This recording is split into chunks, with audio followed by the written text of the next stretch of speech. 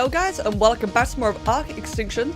Our servers are hosted by Notrado, so if you think about getting your own server for your friends to play on, please do consider my link down below. In the last episode, we were going over the gaches and such, and I meant jump into a bit of a base tour, but we kind of ran out of time for it. And some of you guys did indeed express an interest to see the base, which is pretty cool, because I'm quite eager to show it off. Not so much for the design itself, but more like just how simple the overall structure is, like the way I've come to create this kind of base. And also because I probably might even be my first base I actually like. As a lot of you guys know, despite, you know, all my arty habits and arty hobbies and such, I'm not really the biggest fan of base building in ARK, mainly because I'm impatient and I don't like grinding.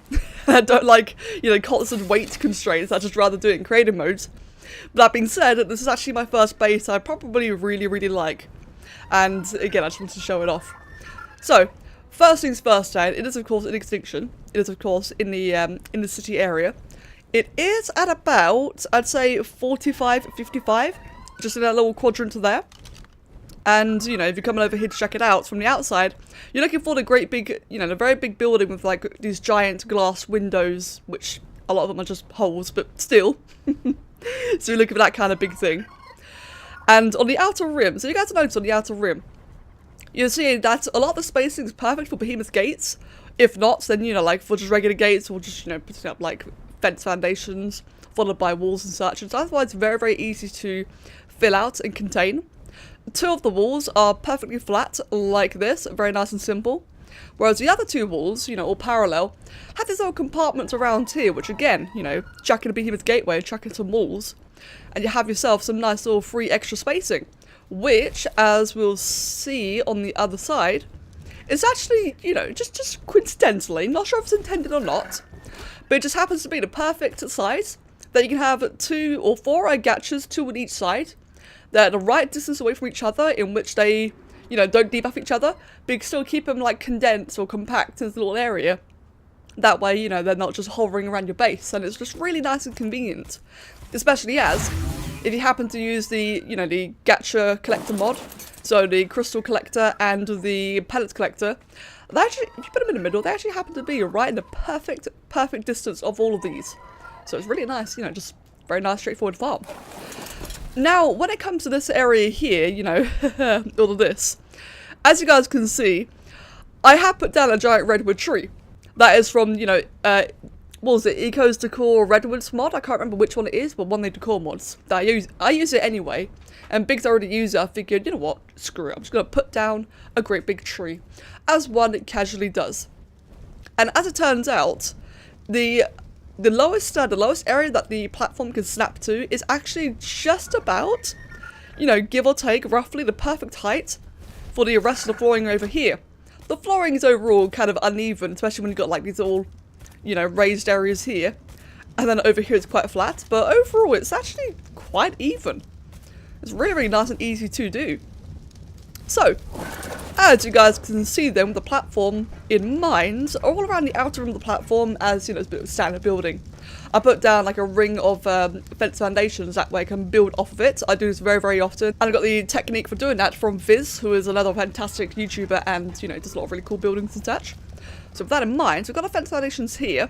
You can kind of just about see them peeking out. Put up some walls, put up some ceilings, pointing outwards, got rid of the walls, and job done.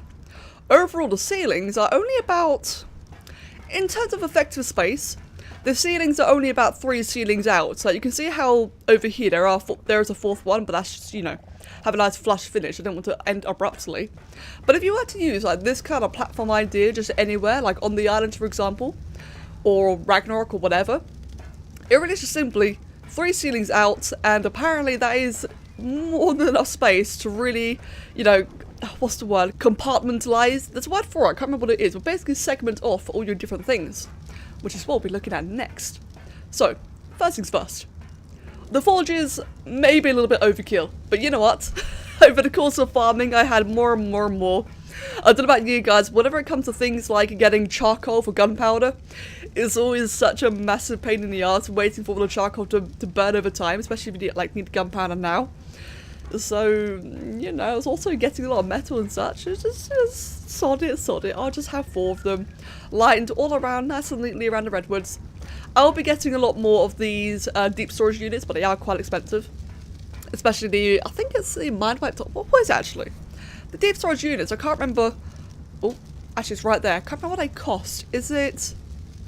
That's right, the Ammonite Bio, yes. I remember, because I know that's the variant cost of Mind-Wipe tonics and the absorbent substrate, whereas the dedicated storage requires the Ammonite Bio, which I don't think you can really get easily on Extinction, not I've seen so far, but you can get it from the grinder, which if we come over here, the grinder will give you the ability to make Ammonite Bile using leech blood, which we can get from Extinction, and blood packs. So, yeah, it takes a while. It takes a while.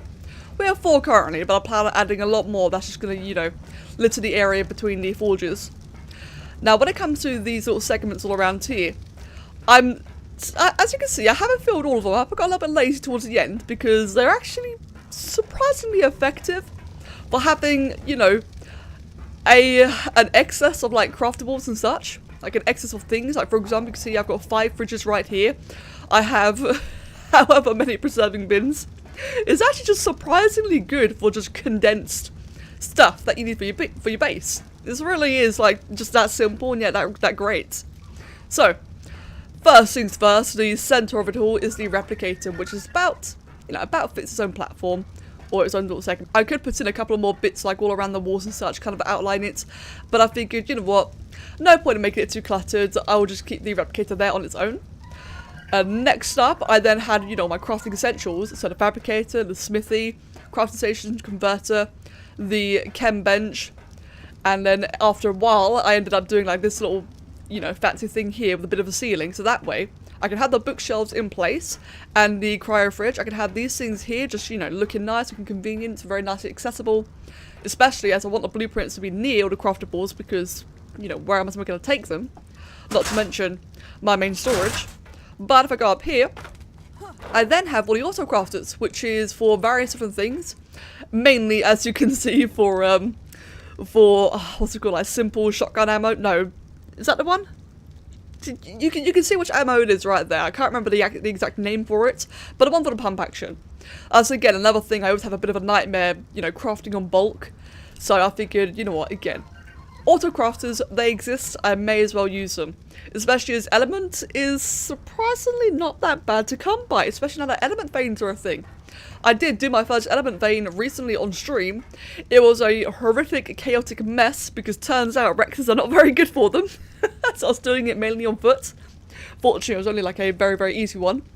But I got the elements I needed to, you know, do everything here, such as the autocraft. Actually, did the autocrafters require elements? I cannot remember. Yeah, they do. Okay, 25 element per. So you've got 25, 50, 75, 100, 125, 150, 175 elements worth of autocrafters here. Which, when you think about it, isn't really that bad. So, we've got all of that then. To the next side, we then have all the cooking stuff. So, lots and lots of fridges. We've got one fridge here for eggs, kibble and such. This will probably be fertilized eggs, I'm not sure just yet. This one is, you know, like all of the non-edible stuff. Minus the rare flowers, rare mushrooms, but you get what I mean, like all the polymer, leech blood, all that kind of stuff. This one here is for all the cooked meat, or no, just meat in general. And this one here will be for like crops, foods, berries apparently, just all that kind of stuff. All the pre-made stuff. As, you know, you actually get quite a fair bit of it from doing drops, which is kind of nice. I've got my cooker here. The irrigation was an absolute pain to do. Wired it all the way out here. So I had to wire it 2 ways. So I put the cooker down first, then did a path outwards. And then at the same time, I also went down to that little lake down there and had to, using my snow owl, had to make another path of pipes all the way coming back and eventually have them, you know, cross over and connect them. It took a bit of a while. It was worth it. I now have lots of irrigation here. But it wasn't the most fun thing in the world. Fortunately, the snow owl is really nice for it. I've got our preserving bins here because jerky. Jerky is always a pain to do, so I always want to have lots and lots of preserving bins. And I've got another shelf here, just like with the, you know, the crafting area. Got a shelf here for the beer barrels. Now, while I do have since I have the tech generator, I don't really need the beer barrels anymore because I can power up these two quite nicely. But I kept them just in case, you know, you never know. Plus, you know, it kind of fits the aesthetic, it looks rather nice. so I kept it just in case. Now, of course, you know, when you have all your cooking and your refrigerating and all your food and stuff, of course you need your farm. And I found a bit of a nice technique here. So this is massively condensed, as you can see. And all of these are fully irrigated and have 300%, what's the word? Greenhouse effect. Now, this is actually done very, very simply. All I did for all of this was using the railings. Is it railings? Let me double check the words. Let me see. Railings. Yeah, okay, good. So all I did here was use railings, snap the ceilings off the railings, got rid of the railing afterwards because, you know, structures plus, things can float. And I replaced that railing with a wall, and then, you know, carried on upwards. I couldn't do this 4 times. I could only do 3 layers instead of 4, because the 4th layer on the top would have been, wouldn't have had the full greenhouse effect. But let's be fair though, I think for what we have here, this is definitely more than enough. We've got every single crop that we need. We've got 2 of each vegetable, I think. 2, maybe 3 of each vegetable. We have tons of luckerberries, tons of measurebreads, tons of stimberries. And of course, you know, just like all the other ones, because why not? And obligatory toilet right next to it. Easy fertilizer. I will be getting dung beetles soon, but until then, you know, the fertilizer, it just helps. It really, really helps. And how much do you have so far? Wow, you've got a fair amount. God damn. Looking good, looking good. Alright then. We've got the item collectors, of course, you know, obligatory. Want all the eggs, I want all the poop for when I get the dung beetles. That is a lot of poop. Great. I made 2 different ones because I always had that really frustrating issue. But when I have one item collector for eggs, and I turn it on just for a little while to get the poop for the dung beetles or for whatever, the compost bins, I always end up forgetting about it. It always fills up on poop, and I always lose out on eggs because of it. So I decided, you know what, Becca, stop being awkward, just make 2 of them, and I did. Over here was going to be like the kind of animals. Well, this is the funny thing. I was about to say like deep storage animal unit, except that's kind of what the cryo fridges are for now, aren't they? Like the cryo fridges themselves are basically for deep animal storage. So the vivariums, I mean, I have 2 of them just in case. I was going to have a whole bunch more just littered around, but I'm not really sure it's really like required anymore. So I have the 2 for now. We'll see what happens. But over the course of the time, yeah, I may just fill up this area, like maybe for kibble, although then again, no, kibble is being reworked, so I'm not sure just how good that'll be in the long run. But for the time being, you know, the options there, the space is there, you know, all good, all good. And of course, you know, the tech trough, which amazingly reaches everything in here. The range of the tech items is so large, it's incredible. Next up, transmitter. Yep, transmitter, that's it. Got some empty space there. Got a whole bunch of hatcheries here. Not hatcheries. Oh yeah, they are called hatcheries. And the animal tender. Again, for when I get the dung beetles, when I get to the snails or that other kind of stuff, I'll have the animal tender already prepared. Got a hatcheries because I do plan on doing a lot of breeding, especially for Velonosaurs. I'm going to go nuts on Velonosaur breeding very, very soon because I want to do some drops, man. I really want to do some drops. So my options are either Rex, Giga, Velonosaur, Wyvern. I haven't got Wyvern yet. I don't know if I want to bring my Giga here just yet. It seems a little bit early. My Rex turned out to be quite clunky. So the last one comes down to Velonosaur, which I need to get on with. Maybe some Aloes, actually. Aloes would be quite interesting. I don't really play with Aloes enough, to be honest. But that's for another episode. Next up, we've got another empty space. Actually, no. We have a bunch of air conditioners here. So that's where, you know, so we've got the hatcheries there, and I'll be actually hatching them up here. I actually put the air conditioners on this particular platform because it's very easy for the babies to kind of like walk up this little bit here. You know, it's very nice and open, very spacious. No annoying ledge, so they can, you know, very easily travel up, and it's just, you know, just overall convenient. That being said, actually, you probably noticed I've got air conditioners all over the place. Yeah, the furnaces are hot. They're very, very hot, so I needed the air conditioners around here just to guarantee that I don't cook up horribly. Next up, we've got the 2 grills and the grinder. It's funny, but I finished the base and I begun recording the previous episode.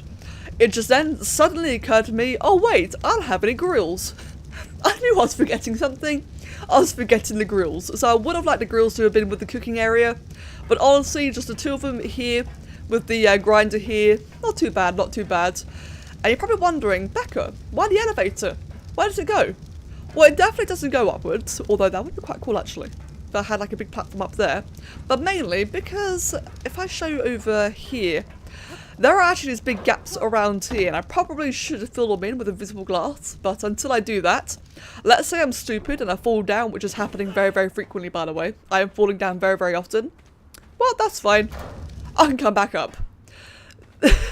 This is how bad I know I am, where I just need this in advance, so that when I do inevitably fall off quite often, no problem, I can just come straight back up again. Guys, know your flaws that way you know how to actually deal with them and how to fix them, rather than falling down and frustrating yourself. It's just, it's so typical but so useful. But yes, grinder. Including, oh no, we don't have any more, never mind. Next up, next to the grinder of course, and next to, you know, all the other stuff, we have the storage. Very simply, vaults. Just great big vaults. We currently have all of the raw resources here. My god, it's a lot of stuff. It's a lot of crystal. That's a lot of electronics. Oh my god, I wish I had all these electronics on my other maps. I should do that soon, actually. Anyway, so we've got all of that. We have, why are they in there? I don't actually know. Just chuck those in there for now then. I'm a little bit confused about that. We have, yeah, that's all the various quality gear I'd gotten before I moved in here. I'm clearly just too lazy and I haven't sorted it out yet, but there you go. In fact, let me just chuck those in there as well while I'm at it. I'll deal with them at some point. It's fine, it's fine. And then in here, I'm not sure what I'll actually be using this for yet, but I did use this to collect all the, or to dump all of the gacha crystal quality stuff into. Although I'll probably just start doing that into the grinder from now on. Saying that, yeah, they're both next to each other. That way it's, you know, just convenient to move them around, all that kind of stuff. Next up, we have the area in which I'll just try to shove things into, if I'm going to be entirely honest.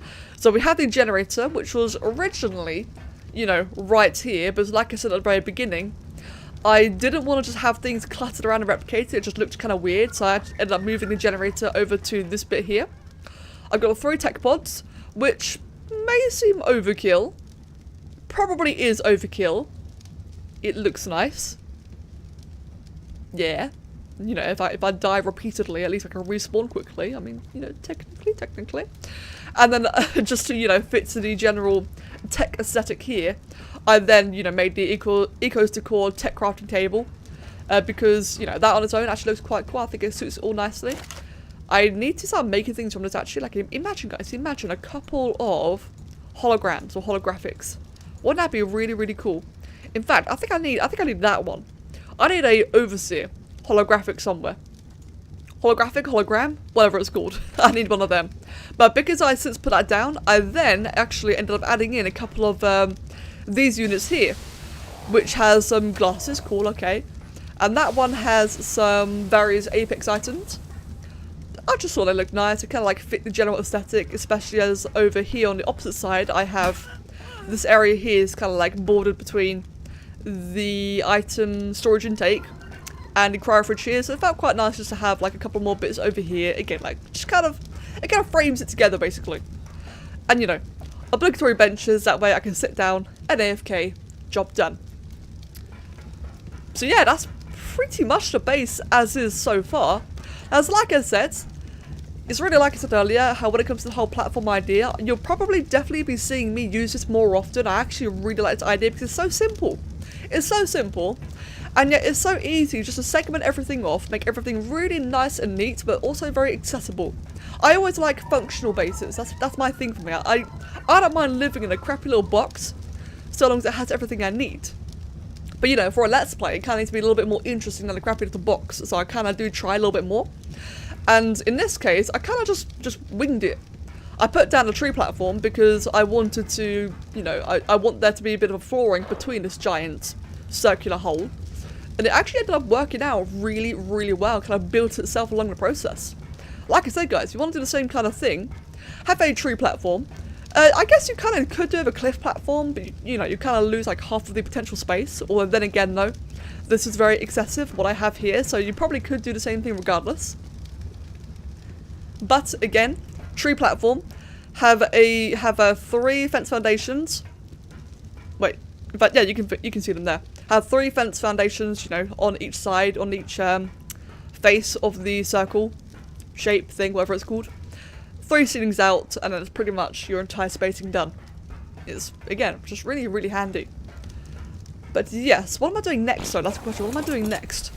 Somewhere actually, that's a point. Can I make a cloning chamber yet? I just realised that now. Can I even make a cloning chamber?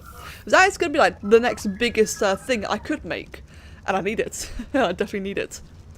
Let me see, where is the, if I write up cloning chamber, requires, wow, only 100 elements. I don't know why, I thought it was a lot more than that.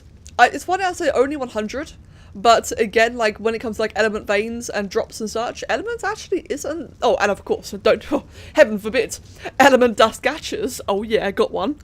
Element really isn't that bad to come by, isn't it? It's just a metal, and even then, you know, I think I'm a bit prepared to process metal, so I probably could get the cloning chamber going quite soon. Interesting.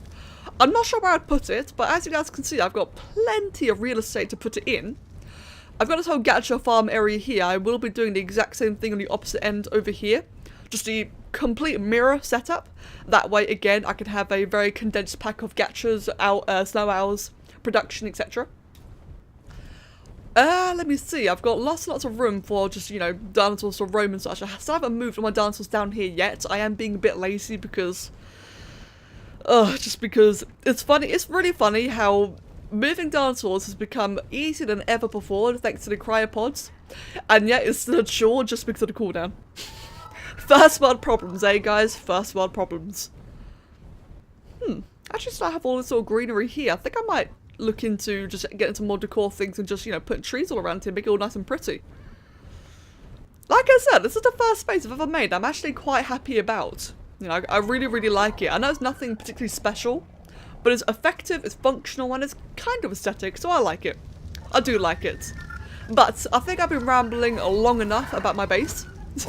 So guys, like, as always, I really hope it kind of inspires you a little bit. Like, maybe some of you will think about the whole platform idea, 3 ceilings out, quadrant everything, and, you know, job done. Hopefully that helps, hopefully inspires. If not, well, I like it. So you'll see me doing it a lot more often. Yep, I'm going to stop rambling. Guys, as always, thank you so much for watching. Hope you've enjoyed a little base tour there. And I will see you in the next episode, which should hopefully be a little bit more action-packed. Have a wonderful day, guys. DarkEdge signing off.